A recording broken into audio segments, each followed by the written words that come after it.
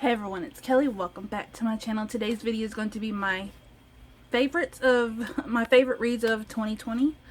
I'm going to be showing you 5, but I'm going to go through the whole list of favorites that I have for 2020.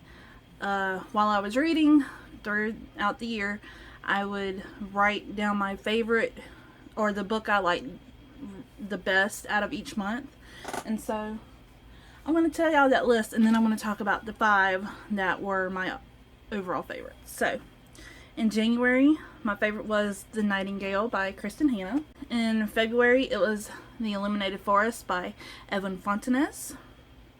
In March, it was Wondersmith, The Calling of Morrigan Crow by Jessica Townsend.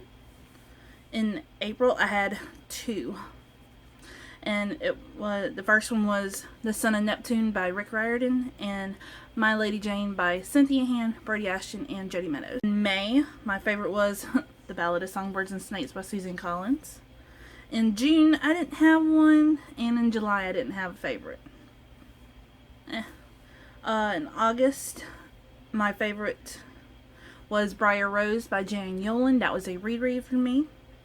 In September, Cloak and Night by Evelyn Skye. October was The Girl and the Ghost by Hannah Alcaff. November, I found one of my new favorite nonfictions ever, and that is The Clancy's of Queens by Tara Clancy. And in December, I also had 2 more, and that was Between Shades of Grey by Rita Sepetys and The Seamstress by Allison Pittman. My top 5 of 2020 are The Nightingale by Kristen Hanna, The Illuminated Forest by Evan Fontanez, My Lady Jane by Cynthia Hand, Brody Ashton, and Jody Meadows, The Ballad of Songbirds and Snakes by Susan Collins, and The Clancy's of Queens by Tara Clancy. I don't think there needs to be a drawn-out explanation of why this is my favorite. If you all are longtime viewers of my channel, then y'all know that I am obsessed with World War II historical fiction stories, and this one was so hyped. And going into it, I knew it was about 2 sisters, and that one sister was in the resistance. What I didn't know was that it would start at a modern day timeline and then be told a story, and you think it's one sister telling the story, and then when you get to the end, it's the complete opposite. And it's got this book made me cry. I finished this book at 8 a.m. on a Monday morning, and it ruined my whole day. It ruined my whole week. And I strongly recommend do not read this early in the morning, right when you are starting your day. I homeschool my kids, and that was just a bad day overall. I had so many questions. Mommy, why are you sad? And I'm like, people make me sad. And so, yeah, this story is about 2 sisters. One goes into the resistance, and one has to allow a Nazi officer into her home, or the Nazi officer will kick her out. It takes place in France, and yeah, there's a love story, and it's sad, and the husband of the woman that has to let the occupied soldier into her home, her husband is drafted, and he ends up being a POW. I cannot wait for the movie because it's going to have Elle Fanning and Dakota Fanning as the sisters. So I'm wondering which sister will be whom. I think, based on previous acting roles, that Elle Fanning would be great as the older sister, and Dakota Fanning would be better as the resistance operative sister. So, yeah. I kind of hope that's the route that they go, because I can just see it now. My second favorite read of 2020 was The Illuminated Forest by Edwin Fontanez. This was a Lit Pick kid review that my daughter was supposed to read, and this is our second copy. The first copy came very repetitive. It had missing pages and then pages that repeated, like page 14 would be at the front and then it would be back here, and it was just crazy. But we got a review, we got a fixed copy, and I was not expecting to love this book as much as I did. Looks like my cat has gotten a hold of the books, but looks like this is going on my shelf. But anyways, this is about a little boy, and I think it takes place in Puerto Rico or some Latin American island. He is dealing with a death in the family, and he is grieving. So he gets sent to his grandma and grandpa's house in this island nation, and it's also told from the point of view of a little orange cat.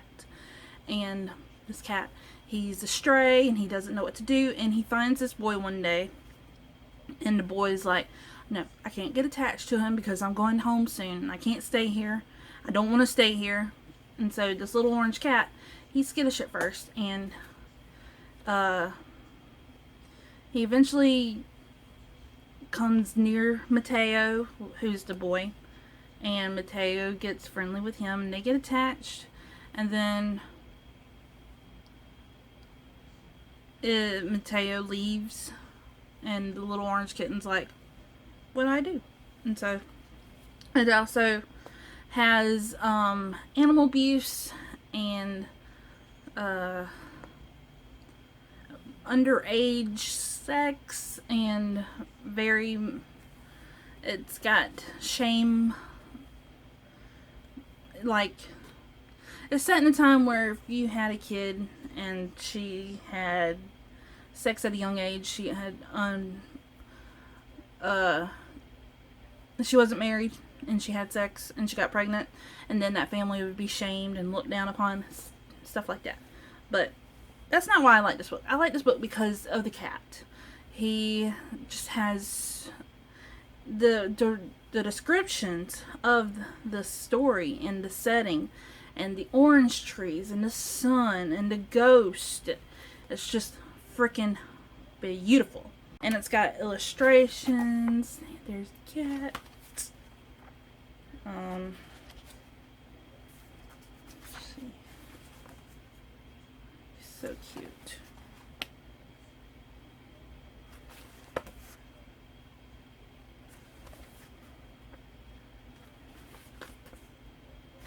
But yeah, all of the illustrations go so well with the story while it's being told, and it's just beautiful. I want more from Edwin Fontanez. This next book, I picked it up not knowing I was going to laugh my ass off the entire time, but that is My Lady Jane by Cynthia Ham, Brady Ashton, and Jody Meadows. This is the first book in the Lady Jane series, and it's about Lady Jane Grey, the 9-day queen, off with your head. This is like an alternate story to her life. So she is arranged to be married to this guy named Gifford G, and his dad cannot wait to get rid of him or marry him off to an unsuspecting lady, because what Lady Jane Grey don't know is that her betrothed, becomes a horse every night. He can't control his shape-shifting abilities, and yeah, her cousin is the king, and her cousin marries her off, not knowing this about her betrothed, and then something happens to her cousin and she becomes queen, and then she gets stopped and jailed. But I laughed so hard. All these tabs are like eye rolls and laughing my ass off. She makes fun of her husband when they're getting to know each other, when he's a horse. Yeah, he turns into a horse every day, not every night. And so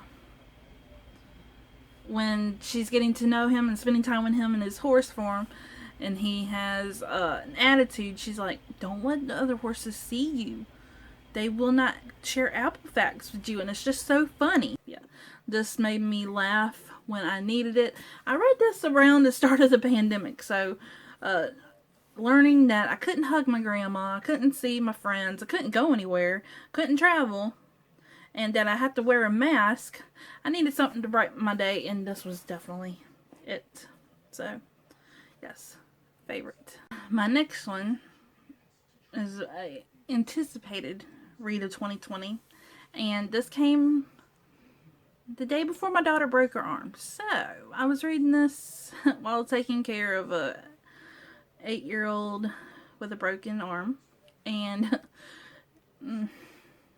it's a hit and miss with people, because people say that once a trilogy is done, you should just leave it alone.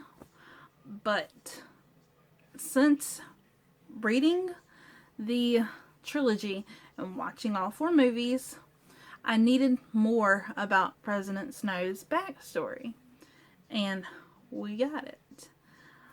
But when it was announced, I was hoping that it would be Mags's time. But with it saying was 64 years earlier, and Mags was in the 11th, we knew it wasn't going to be Mags. So, but yes, that is this Ballad of Songbirds and Snakes by Suzanne Collins. I fucking love it. It goes into how the Hunger Games wasn't as loved as it was. That 10 years in, that it was still being, the kinks were still being worked out. And even people in the Capitol wasn't watching it. And yeah, so we learn more about Coriolanus Snow, a young President Snow. He's not president, he's a student at Capital University, and he becomes a mentor in the 10th Hunger Games. And so he's wanting District 2 because he's a Snow. He should get whatever the best. And he gets the girl tribute from District 12. And when we're learning about tribute, what's her name? I forget her name. So Lucy Gray, she's the girl tribute, and she's not really a District 12 citizen. Her family was I would say, nomads. They were nomads. They didn't have a set home. They were a traveling band, and once the borders were closed, they got stuck in District 12. And so Lucy Gray, she was picked by the mayor on purpose because she did something naughty to the mayor's daughter. And in retaliation, the mayor chose her to go into the Hunger Games. And it's more decrepit and more gritty and gross and disgusting and inhumane where the tributes are staying and how they're treated. I mean, in the Hunger Games, we see Katniss and Peeta. They are given food and they are bathed and they are made to be beautiful. And in the 10th, they were just thrown into a cage with barely any food until Snow comes and feeds his tribute to make her strong. And then all of the other mentors start seeing them as actual humans and feeding them too. The things that we see in the original trilogy and the movies that Snow thought of like the gambling and bringing other food to the tributes and having the Capitol citizens sponsor the tributes, who they would think would win. And that's what I wanted. And I was happy. It answered so many of my questions. And yeah, I fucking love it. I want more, but I don't know exactly what from. And my top #1 favorite book of 2020 is The Clancy of Queens by Tara Clancy. This is a nonfiction. Tara Clancy, she does podcasts, I think. And she's a New York bartender. So I don't really know anything about Tara Clancy. Her writing has appeared in the New York Times, the Paris Review Daily, the New York Times Magazine, and the Rumpus. She's told several stories on the Moth Radio Hour and has hosted her live shows in New York City and throughout the country. Her stories have also been featured on NPR's Snap Judgment, Risk, and The Story Collider, among other programs. She was born and raised in Queens and now lives in Manhattan with her wife and 2 sons. This is her first book. And she needs to write more books. So, this is a memoir from her childhood up to, I think the time she met her wife. So, until she got married. But yeah,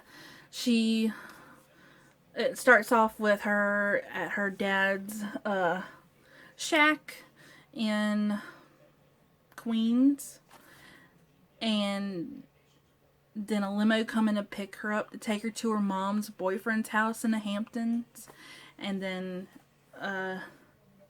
she talks about her staying with a grandma, her Italian family, which this book, I was not expecting to laugh so hard at her grandmother. Her grandmother reminded me of my great-grandma, who died, and it broke me. It broke my whole family. She was our rock. And this grandma, her grandma, would say the funniest things, and it reminded me so much of something that my grandma said one Christmas. We would always spend Christmas Eve at her house and just have a big old party. And I remember the lights. Somebody hit a light pole on her street one year, and the lights went out. And right when the lights went out, she'd go, "Hold your pockets." She didn't trust nobody. So it was just the funniest thing, and everybody just starts laughing their asses off. And then we all go outside, even though it was freezing cold. And yeah, that was funny. But her grandma would make up songs and hymns, and this just made me want a big Italian family so much more. But yeah, I read this in November. My grandma died in November. So this book just reminded me so much of my grandma, and I did not cry like I thought I would.